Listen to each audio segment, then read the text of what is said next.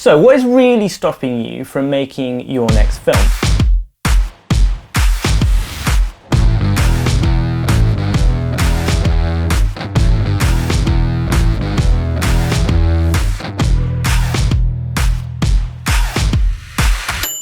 Welcome to Feature Film in a Year, breaking down the process and busting the myths of making a movie. And I feel like if you've batted away all of these other excuses, you're gonna end up. This is like the last barrier. This is the last thing that's stopping you from just going. Smoke machine. So I'm afraid I'll fail. I feel like that's the kind of the last point. Fear, right? Yeah, fear. Fear.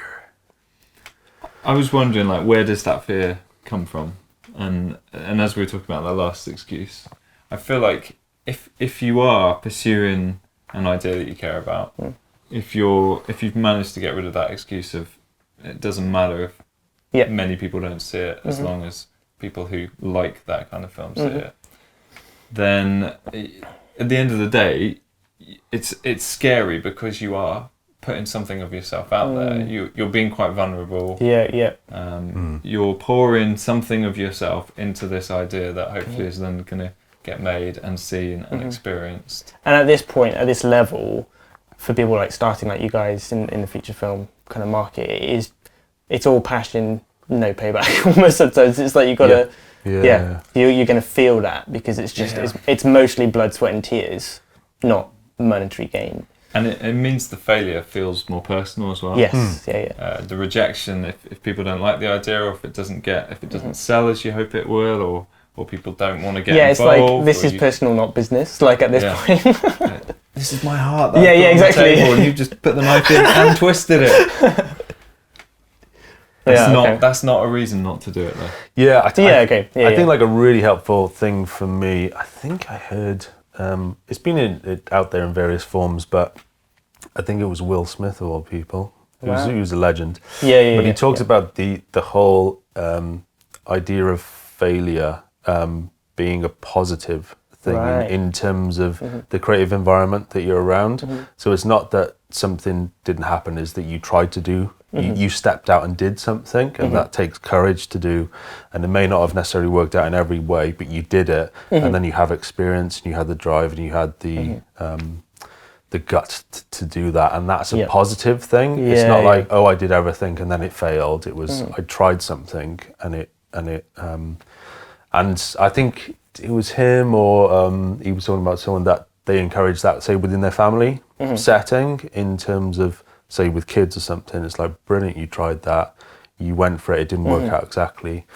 But taking away that aspect of reframing the kind of trying to do something, essentially. I think also reframing people's feedback. Like, I always find it so amusing reading any, professional critique of any kind of art form. It either like utterly worships and idolizes the artist and their creation, or like trashes them beyond any human being should ever be trashed. And I'm like, this is so ridiculous. Like, it's so inflated, this critique. I mean, we see it in the echo chamber of social media. Like, either you're like utterly worshipped, or like you step one foot out of line and like the whole world hates you. And you're like, I just got to really kind of arm's distance away from what people are saying, even if it's positive. Like, not like you were saying, to not overinflate yourself, but just be like really level-headed and steady ground. Of like, that's great. Got loads of good feedback. Got loads of bad feedback. That's also good.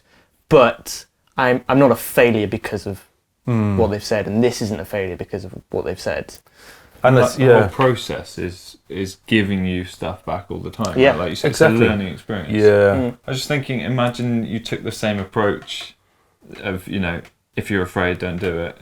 Of teaching your kids to walk. Like, come on. Oh yeah. And they fall over. Yeah. And you're like, you're done. It's just too terrifying. You hurt yourself. We're not going to bother with walking. We'll leave them, Yeah. No. Have another go. Pick them up. Try again. The knee scrapes are a part of the development. Yeah.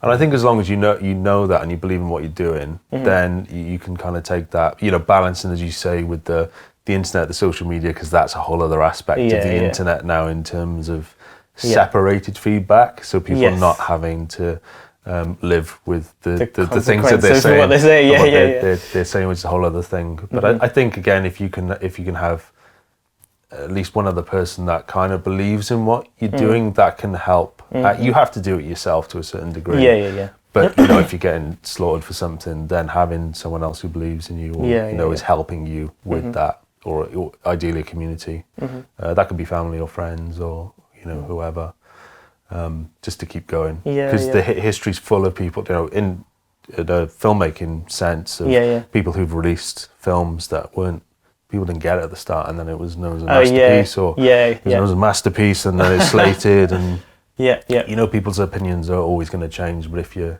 doing something that you believe in, then I think that's a great place to start. And there was that famous philosopher, Taylor Swift. Who said, "Haters gonna hate." Yeah, it's true. Yeah. Did you spell it with an 8? Hate. Yeah. Haters gonna hate. Yeah. I've got a tattoo of that. So yeah, feel free, hit that subscribe button, do the little bell notification, and join us for the journey.